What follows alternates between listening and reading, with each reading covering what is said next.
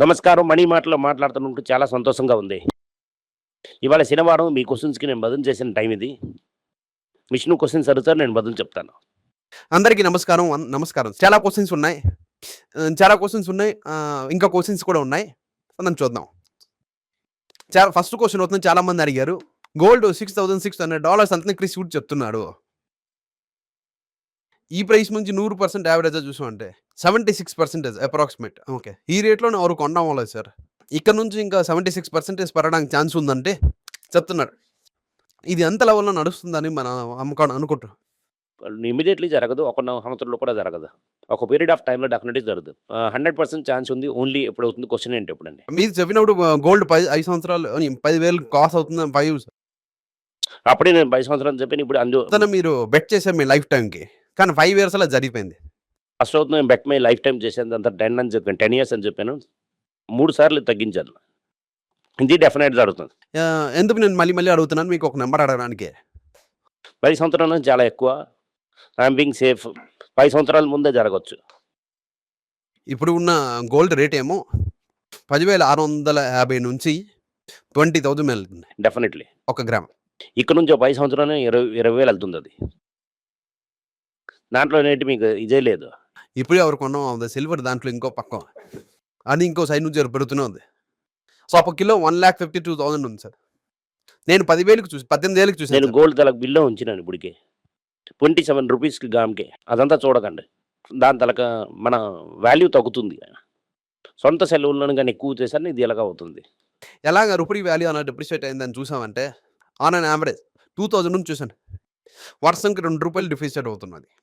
అవును.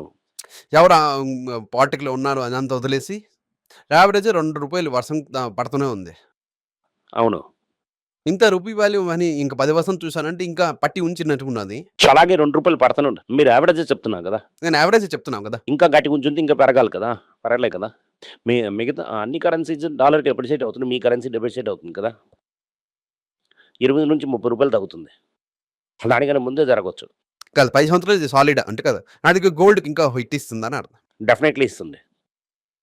మళ్ళీ గోల్డ్‌గా వస్తున్న రీజన్ ఏంటంటే మనుషులు దూరం కొనడం అవ్వలేదు.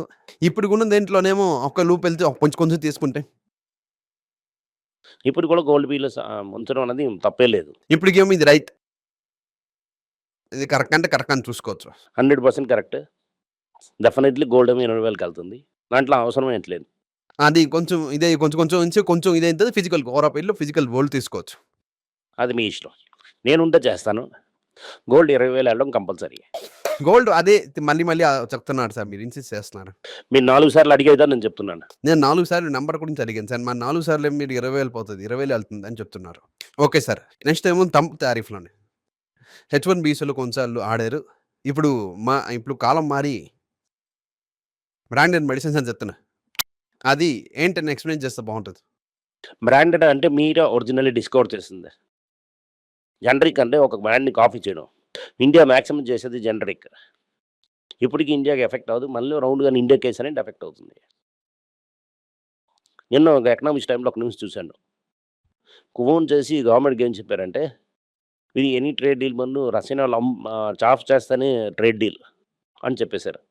మీకు ట్రేడ్ డీల్ కావాలంటే రష్యన్ క్రూడ్ ఆయిల్ ఆపడం స్టాప్ చేయాలి మీరు అని అంటున్నారు. ఇప్పటికి ఆపినట్టుగా అది లేదు నాకు సార్. తెలియదు. మీరు ఇంకా నెగోషియేట్ చేస్తున్నట్టుగా ఉంది సార్. నిన్న అమెరికా నుంచి వస్తున్న న్యూస్ అది. ఓకే. ట్రాకో ట్రంప్ ఎప్పుడైనా మారొచ్చు. నిన్న చెప్పిన ట్రాకో ట్రంప్ ఏం చెప్పారంటే, మీరు రష్యన్ ఆయిల్ ఆపిన వరకు డీలే ఉండదు. దీంట్లో మనం ఏంటి చెప్తున్నా అంటే, మనం కార్న్ తీసుకోవచ్చు. కానీ కార్న్ చేసి ఇథనాల్ చేయొచ్చా? అదంతా వదులు.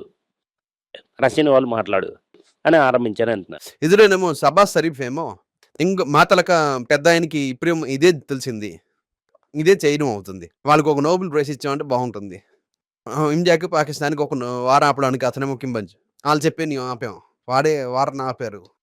తిరిగి షబాజ్ షరీఫ్ ఏమో దానికి ముందు ఏంటో నాందా నేను అని చెప్పి మాల వేసుకున్నారు. ఇంకో పెద్ద వాళ్ళు తీసుకుని అతను కూడా వేశారు. ప్రథమ తలకు మోడీ గారు ఏం చేస్తారో చూద్దాం. టారిఫ్ మ్యాటర్‌లో ఎవరు పెద్దగా హిట్ అవుతున్నారని చూడండి. మార్కెట్‌లో అనౌన్స్‌మెంట్ వచ్చినప్పుడు జాగేస్‌లో అంత కంపెనీ ఏమో 5% పడింది సార్. టైరస్ ఏమో 3.5 crores పైన వచ్చింది ఒక కారణం. నాకు తెలిసిన వర్క్. దీనికి మోస్ట్లీ యూరోపియన్, జాపనీస్ కన్నా ఫిట్ అవుతుంది. దాంట్లో కూడా అమెరికాలో మ్యానుఫ్యాక్చరింగ్ పాయింట్ లేనోళ్ళే ఎఫెక్ట్ అవుతుంది. ఇప్పుడు మ్యానుఫ్యాక్చరింగ్ అటేమో సిప్లాక్ ఉంది. సిప్లాక్ ఇరుకు, సన్నిక్ ఇరుకు, డాక్టర్ రెడ్డీస్ కూడా ఉంది. బిగ్ 3 ఎస్కేప్ అవుతుంది. జెనెటిక్ ప్లేయర్స్‌కి ఎఫెక్ట్ అవ్వదు. దీనికేమో ఓన్లీ ఒరిజినల్ క్రియేటర్‌కి ఎఫెక్ట్ అవుతుంది. ఇప్పుడు నాట్య ఎంఓపి 8.5లో ఉంది సార్. నో డెట్ 8.5% అన్నది మళ్ళా మంచి కంపెనీ కన్సిడర్ చేయండి. ఎందుకు అడుగుతున్నా అంటే ఫార్మా మీద ట్రంప్ తలక ఆలోచన వస్తుంది కాబట్టి. ఎప్పుడైతే స్ట్రీట్‌లో బెడ్ అవుతుందో మనం దానికి ఎగ్జాక్ట్లీ సార్, నేను అందుకే అడుగుతున్నాను. Okay sir. డాక్టర్ రెడ్డి 18.7, అది కూడా కన్సిడర్ చేయాలి. సిప్లా 25లో ఉంది. సిప్లా 22.5లో ఉంది. 25 వరకు వెళ్ళింది. సన్ ఫార్మా రీజన్ ఉంది. అదన్నా ఇప్పుడు 18 అవుతుంది, చాలా చీప్ కాదు. డైడస్ లైమ్టన్ 21 ఉంది. కన్సిడర్ చేయొచ్చు. ఫార్మా కొంత కన్సర్న్ వరకు bed on the street start అయిందానా?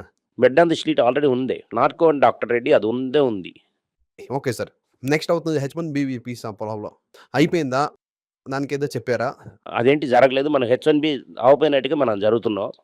దాంట్లోని కొంతమంది కూజా ఎత్తిలోని ఏం చెప్తున్నారంటే ఇది మీ ఇండియాకి $1 మిలియన్ ఆపర్చునిటీ అని. అది H1B వీసా ఆపి చేసిండొచ్చు కదా. ఏది పడినా కూడా కింద దాంట్లో మన్నేరు అని చెప్తారు. ఆ కింద పడి గట్టిగా దెబ్బ తగిలిన తర్వాత కూడా నా ముంకే కదా ఒళ్ళంతా మన్నున్నది, మొక్కలంతా మన్నున్నది, కాకపోతే మీసంలో మాత్రం మన్నులేదు అని చచ్చినట్టు. ఎందుకు అని చెప్తూ ఈ క్వశ్చన్ అడుగుతున్నానంటే, ఒక టైం ఫార్మా, ఇంకోసారి ఐటీ. లంచ్ టైం వచ్చేసిందని ఒక ఆశ సార్. ఒకటి రాలేదు. ఇప్పుడు చూసారంటే BSE 500 స్టాక్లోని 60% బేర్ మార్కెట్కి వచ్చింది. ఇంకా బేర్ మార్కెట్ వస్తుంది. UAEలో నిన్న HDFC బ్యాంక్ పిలిచి ఇక మీద పెద్ద కొత్త అకౌంట్ తీయకండి, మీరు క్లయింట్ని ఇచ్చేస్తున్నారు, మతిమరిపిస్తున్నారు. క్రెడిట్ స్విస్ టైర్ 1 బాండ్స్ అమ్మింది, క్లయింట్ని ఇచ్చేశారు. అలాగనే ఒక కేసులోని stop onboarding client stop చేయమని చెప్తున్నారు. అదంతా మనం చెప్పం. ఎందుకంటే అది ఆపడం అనేది మాకు మంచిది. ఇంకా ఇండియాలో HDFC కాన్సన్ట్రేట్ చేస్తుంది. ఎందుకు ఇచ్చినా కూడా పాజిటివ్ స్పిన్లో ఉండడం అన్నది మీ తల కర్తవ్యం కదా. ఇప్పుడు ఒక క్వశ్చన్ సార్, లాస్ట్కి ఎప్పుడు లంచ్ టైం వచ్చింది, మీ లోన్కి వెళ్ళి ఆనండి అని చెప్పి ఎప్పుడు చెప్పారు సార్? కొన్ని రోజులకి 23, 24 అయింది. అప్పుడు 22, 23 వెళ్ళినప్పుడు చాలా పెద్దగా కన్సిడర్ చేయమని చెప్పాను. 21 అనేది డెఫినెట్గా చెప్తాను.